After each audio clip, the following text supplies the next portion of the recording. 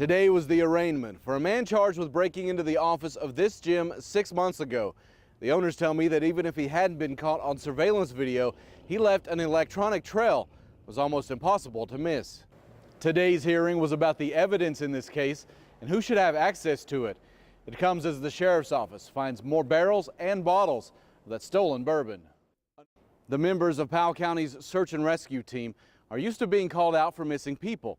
That doesn't mean they won't answer the call for help when a four-legged family member goes missing. Maddie. A record crew was able to haul away that car on a flatbed truck.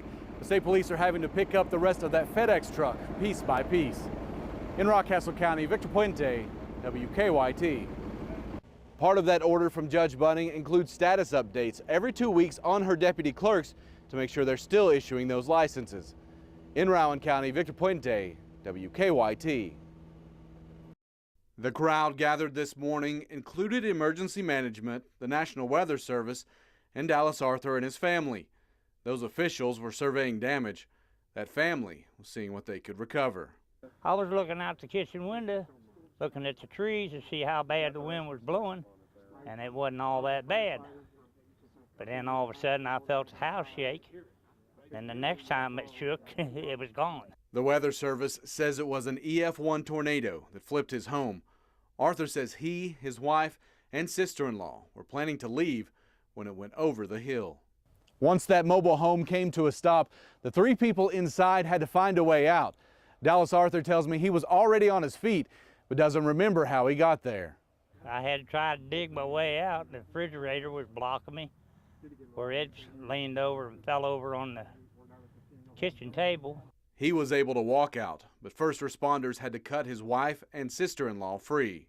They was pinned in between the rafters. All three were taken to the hospital, but have since been released. That tornado also blew the roof off of the historic Bethel Church just up the street. One of the calls we got last night said, guess what, your roof's gone, but the lights are still on. Piles isn't sure if they'll rebuild, noting it's the third time the roof has come off. Back at the Arthurs, Dallas says he feels blessed to still be standing, knowing his story could have ended very differently.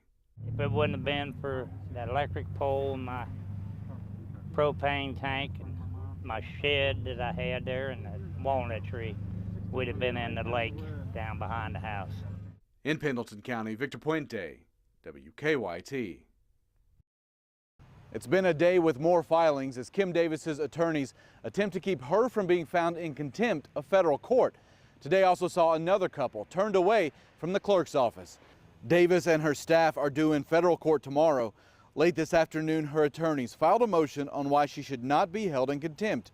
It listed several reasons and even included some alternative options, such as online applications or deputizing a neighboring county clerk to come to Rowan County to issue marriage licenses. Despite a judge's order, she's continued to refuse marriage licenses, including to a couple this morning. We're not doing marriage license today. Why? Because Why? I'm not doing marriage license today. We're pending an appeal. Under what We're actually authority? going to court tomorrow. Under what God's authority? God's authority. I knew you would say that. Isn't this politics?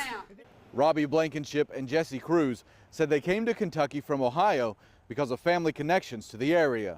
Our Constitution was founded in our faith. No, this is not. Our country is not founded. The couple said they'd be back tomorrow after Davis's hearing. I said, when all the states are legalized, we will come to this state to be married, where my parents were married. Davis could also be in trouble locally. Last week, the Rowan County attorney referred a charge of official misconduct to the Office of Kentucky's Attorney General. In Rowan County, Victor Puente, WKYT. The dogs police say attacked Loretta Stevens had spent the last 3 months at the Boyle County Animal Shelter. The Lincoln County Sheriff says they were released back to their owner just last week. This morning, those dogs got out of their kennel on Tom Hackley Road and went to a nearby home where the woman living there told a neighbor the 7 Presa Canarios attacked her dogs, and when she tried to get them to stop, they turned on her. She told me when she called that she was half in her door and half out her back door, and that there was a pack of dogs down there and that they had tore her to shreds. Please call 911, that she thought she was dying. Police helped paramedics get to Stevens, who was taken to UK hospital.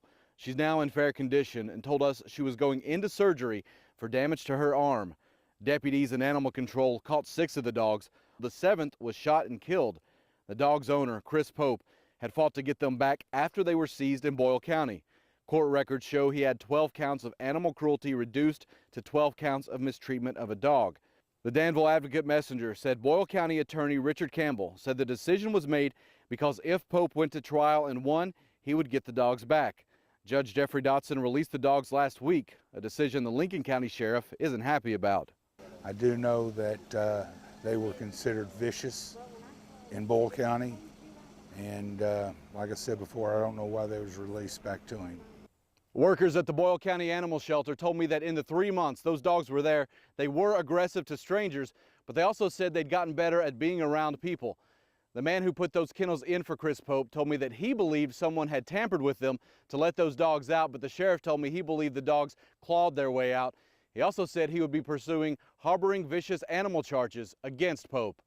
In Lincoln County, Victor Puente, WKYT. More than a year ago, the brothers of Delta Sigma Phi posted a video that went viral and drew the attention of Taylor Swift. Now that's paid off for them and dozens of kids here in Lexington. The single-take lip dub of Shake It Off got millions of views, but most importantly, it got the attention of Taylor Swift herself. Yeah, it's been a long way coming. It's crazy. It's been crazy though, really. She promised the fraternity she would supply tickets for them and their dates. She made good on that promise, and they decided to pass on the good deed. Well, we all got 2 tickets, so we thought this is just a gift, and it'd be a shame to not do something good with it. That meant 37 tickets for Lexington's Big Brother, Big Sister program. Before we could even follow up on it, the fraternity had already reached out to us, and they were like, we want to give you our guest ticket. Well, I was happy, and it was my first time going to a concert. So included in the thousands of fans lighting up Rupp Arena were 37 fraternity brothers and the little brothers and sisters they brought with them.